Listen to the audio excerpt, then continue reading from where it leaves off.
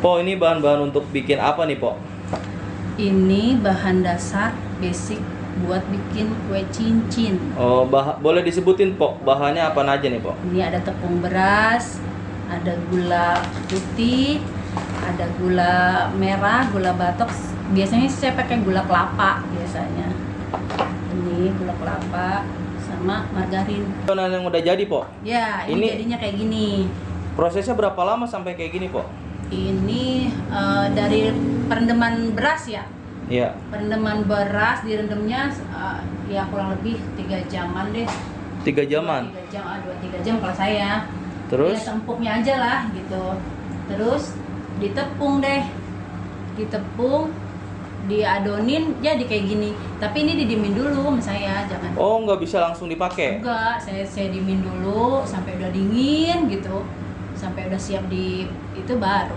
Berarti semua dihancurin lagi, Po, ya? Iya, kayak begini kan bentukannya.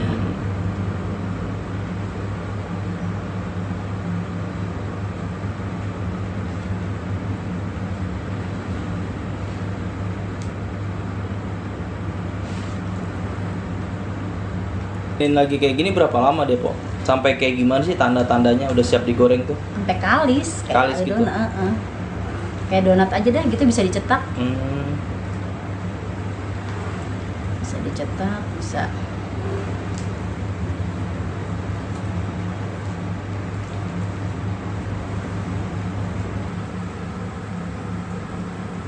Kalau bicara untung, Po, paling modal dikit yang rasa apa, Po? Yang original lah. Original, tapi harga mah sama semua? Enggak, original harganya lebih murah. Lebih murah gitu? Karena prosesnya kan gak ribet. Gak ribet ya? Kalau yang varian rasa tuh kan 2 kali proses. Kalau 5 kilo tuh bisa jadi berapa, Po? Misalnya bikin standar 5 kilo, berapa pieces gitu? Pernah ngitungin nggak tuh? 5 liter kali. Iya, 5 liter. 1000 biji. Berarti sekilo tuh, seliter itu bisa 200 ya? Iya. Itu kalau dijual satuan berapaan, Po? Satuan kan tergantung yang ori apa yang Yang paling murah berapa, Po? yang ori. 1.500-an satu ori. 1.500 kali 1.000 juta 500 ya? Modalnya kira-kira berapa tuh ya? Separohnya lah. Separoh ya? Kecil mah nggak pernah di itu, nggak pernah di ya, kita lagi gini makan kue cincin ya kan. Sampai hari ini belum masih banyak kalau orang yang belum percaya kalau kue cincin itu enak. Kue cincin juga asik buat dibuat cemilan gitu. Emang biasa makan kue cincin buat apaan sih, Po? Di saat apa sih? Lah kalau buat ngeteh pagi. Ngeteh pagi, terus? Kopi siang. Itu enak loh. Kalau malam buat nonton bola bisa, Po ya? Oh, buat nonton bola, buat nonton ngobrol di rumah malam-malam gitu kan. Yang ini buat apa nih, Po? Buat wijen. Wijen ya? Jadi di atasnya ada wijen gitu ya? Wijennya.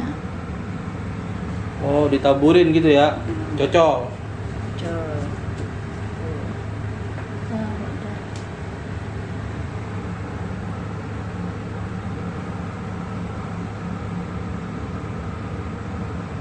Berarti ini sekali goreng gini bisa berapa biji, Po? Sekuali gitu? Bisa banget tergantung itu. Pokoknya saya mah sejam. Kalau dibantuin, kalau berdua nih sama itu saya ada yang bantuin saya tuh. Kalau berdua itu 10 menit bisa 100. Masya Allah, cepet ya? Cepet. Emang tanda matangnya kayak gimana sih, Po? Nah, warnanya kan beda tuh. Agak oranye gitu ya? Agak apa ya, gelap. Gelap ya? Ini favorit juga nih yang rasa green tea, Po? Bukan green tea. Apa nih? Pandan. Pandan green tea itu favorit juga itu. Banyak yang mau. Nah, ini kalau digoreng dia mekar gitu, Po ya? Dia ngembang. Ngembang kena api dia ngembang. Dia justru ngembangnya tuh di api yang panas. Di sini yang kecil, sini kan kuat gitu. Berarti emang tipsnya kalau mau goreng gini apinya harus panas banget ya? Apinya harus panas, inilah. Harus dikontrol terus apinya. Assalamualaikum warahmatullahi wabarakatuh. Kenalin, saya Wida yang biasa disebut yang dipanggil Mpok Wida. Ini jualan apa sih, Po nih? Produksi apa ini? Ya lebih ke jajanan Bekasi, tapi produk saya yang saya itu sendiri itu kue cincin. Jadi kue tradisional ya, Po? Kue tradisional. Kayak gimana, Po, kue cincin tuh? Nah, ini kayak gini. Udah di packing bagus gitu ya. Kue cincin saya ini ada kemasan kayak gini juga ada. Jadi berbagai macam kemasan kita buat. Toples juga ada. Terus mau yang lebih banyak dan ada varian rasanya, nggak cuma original. Po, ini dulu kenapa sih bisa jualan kue cincin tuh? Dari mana sih Po belajarnya gitu? Ada kepikiran kenapa kue cincin, kenapa nggak kue yang lain? Kan kue cincin tuh tradisional, anggapannya jualnya kayak susah banget gitu. Dulu tuh saya ceritanya nerima tantangan gitu, challenge dari waktu itu kan saya kan binaan UKM binaan Pemkot Bekasi. Waktu itu saya dapat challenge gitu, dapat tantangan suruh bikin kue tradisional, terus saya pasarin dan kembangin gitu. Terus akhirnya sempat sih bikin geplak gitu, di kurator gitu sama beberapa kurator gitu, ternyata nggak bisa, kalah. Nah, akhirnya ketemulah kue cincin ini. Saya kalau mau cerita sedih ya, saya pernah loh Bang, dengan hati gembira gitu ya, mau ngasih ke adalah pejabat gitu ya. Ini ngasih ya, nggak suruh bayar? Enggak, saya ngasih gitu ya. Saya inget banget itu, saya mau ngasih produk saya dengan hati gembira gitu. Bu, ini produk saya gitu, salah satu orang dinas lah pokoknya ada gitu. Ini Bu produk saya gitu, saya UKM, produk saya kue cincin ini Bu, silakan coba. Ya taruh aja situ gitu. Di meja, saya taruh di meja. Terus bukannya diambil malah disingkirin gitu. Pernah loh kayak dibuang gitu malah. Iya, bisa bukan dibuang sih, cuma disingkirin dari mungkin dia nggak suka kali ya, nggak suka. Cuma kadang kalau nggak suka tuh kadang nggak ngelihat orangnya masih ada di situ gitu. Iya. Itu kalau jualan kue cincin tuh konotasinya dia tuh orang yang ya, menengah ke bawah kali ya, iya. Pikirnya gitu. Saya sempat yang bilang lagi gini amat ya saya, tapi ya sampai bikin saya ya Allah gitu ya, aduh gini amat gitu kan, jualan kue cincin gitu ya, nggak kayak produk-produk milenial lainnya gitu kan. Iya, kayak nggak segampang produk yang lain gitu Bu ya. Iya. Kenapa ya Allah kue cincin saya ngapa disusahin gitu ya? Iya, kayak gitu deh pokoknya. Sampai di jalur kayak kita mau promosi lewat kayak dinas aja, kayak awal-awalnya susah banget Po ya. Susah banget. Itu memang tantangan banget gitu ya buat saya pribadi. Terus apa sih, ya nggak cuma itu, teman dekat aja sampai lu ngapain sih jualan kue cincin gitu? Emang nggak ada produk yang lain apa gitu? Lu nggak malu gitu? Sampai kayak gitu. Yang gimana lu gak bisa ini? Saya bilang sampai gitu. Saya gitu aja sih. Ya ada bahkan teman-teman sendiri gitu, teman dekat sendiri, apa sih lo kue cincin doang gitu. Kayak gitulah pokoknya kue cincin itu makanan yang dianggap sebelah mata lah gitu sama sebagian orang. Po, ini jajanan Bekasi Empo Ida nih, titik baliknya nih, titik balik dari kue cincin bisa diterima di masyarakat tuh pada saat apa Po? Sampai bisa ngirim ke luar negeri, pernah dibawa orang luar negeri, ke bandara, ke terminal, gimana tuh ceritanya Po? Ya mungkin karena itu ya hasil promosi saya yang terus menerus dan orang coba gitu, saya berani ngasih. Saya sampai ke jalan tuh kasih gratis gitu, tester gitu. Kalau kue cincinnya tuh beda gitu, kue cincin tuh enak gitu, nggak manis doang gitu, nggak keras gitu. Saya ngasih, akhirnya ada yang jatuh cinta, ada yang suka beneran sama saya. Terus jadi branding terdahsyat itu dari mulut ke mulut, sebenarnya promosi terbaik itu dari mulut ke mulut. Jadi akhirnya dari mulut ke mulut tuh, di sini lo ada kue cincin enak lo, punya Powida namanya gitu kan. Ya itu dari situ, berawal dari situ. Sampai ke bawa ke negara mana aja Bu? Pernah gitu Po? Ya alhamdulillah udah sampai Malaysia, udah Paris udah ada yang bawa, sama Dubai. Terus kalau di Indonesia itu dia terjauhnya itu Papua, Aceh, Kalimantan, Jogja, Malang, sama apa ya, terakhir itu kemarin Banjarmasin.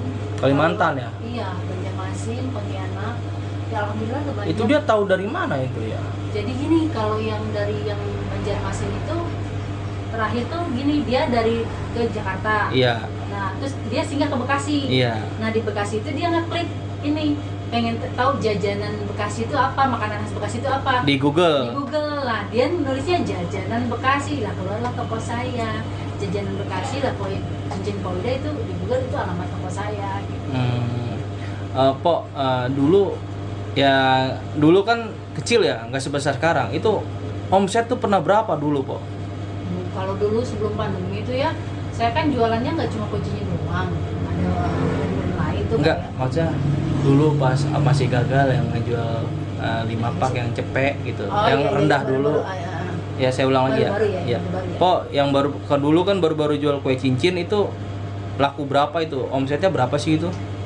Iya Allah, baru-baru mah berapa sih, cuma 10 bungkus, itu juga pakai meka yang Biasa. biasa gitu, yang jelek gitu. Kalau ditotalin berapa tuh? Kalau ditotalin paling 10 bungkus kali 10.000, 100.000 paling. 100.000 ya? Iya. Berarti produksinya udah kiloan, udah literan atau gimana itu? Literan dia mah tetap, cuma ya begitu lama habisnya. Dari mulai 10 pack, akhirnya bawa 20 pack, terus sampai akhirnya setelah orang tahu kalau kue cincin saya enak, yaitu sampai 200 pack per minggu. Nah untuk sekarang nih paling gede berapa, Pok, menyentuh per bulan gitu? Omset. Iya. Omset per minggu aja kali ya. Iya, per minggu.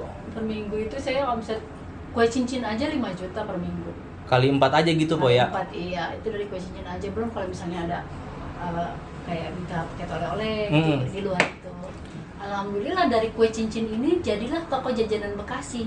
Dulu nggak kayak gini? Dulu nggak kayak gini, dulu gini, kue cincin Pauida aja. Hmm. Nah ketika jadi kue cincin ini jadi ngebuka peluang usaha lain gitu. Jadi kalau ada yang order kue cincin tuh, Bu ada apa lagi Po ada lagi apa lagi nih selain kue cincin, saya mau dong gitu, tapi kuenya dari Mpo ya gitu. Nah itulah dia, akhirnya saya ya udah deh, jadi saya adain akar kelapa, adain juga kembang goyang. Boleh ditunjukin, Pok, kembang goyang? Nih, Ada apa aja di sini kembang ada goyang? kembang goyang, ada akar kelapa tuh. Itu produksi Rumahan semua. Rumahan ya? Ini jadi siapa ada yang titip di saya gitu kan, jadi saya kepikiran buka toko gitu kan, akhirnya saya bukalah outlet ini sambil saya tetap produk saya kue cincin gitu. Kue cincin tiap hari kan ada, jadi ketika ada orang datang ke sini lihat-lihat, jadi dia belinya nggak cuma kue cincin aja, yang lainnya juga gitu. Pok, pesan-pesan nih buat ibu-ibu ya, mohon maaf ya, kayak ditinggal suami ya kan, sendiri gitu. Kalau mau dagang kayak gimana sih gitunya? Oh iya, saya lupa cerita ya. Jadi balik lagi nih. Jadi saya tuh dulunya cuma ibu rumah tangga biasa yang cuma ngantar jemput anak sekolah, punya waktu luang banyak, tapi duit nggak banyak gitu. Saya jadinya nggak suka saya kayak gitu. Jadi minta duit dari laki tuh buat saya nggak cukup gitu, maksudnya jajan saya banyak gitu. Jadinya saya dari 2008 tuh emang maunya usaha gitu, usaha apa aja saya jalanin. Terus gini loh, maksudnya kalau kita punya banyak waktu luang, kita ngoprek aja di dapur, ada nggak yang bisa kita olah? Kira-kira kalau bikin enak nggak? Gitu. Kalau enak, jualin aja tuh nggak usah ragu. Kita kan punya WA, kita jualan dari WA dulu. Saya juga dulu begitu, dari WA saya jualin. Dulu mah BlackBerry ya, dulu zaman dulu mah ya. Dari zaman BlackBerry itu, masya Allah. BlackBerry dulu mah, BlackBerry apa. Nah itu terus saya jualan dari situ, dari BlackBerry pindah ke Android ya, jadi punyanya WA dari iklan.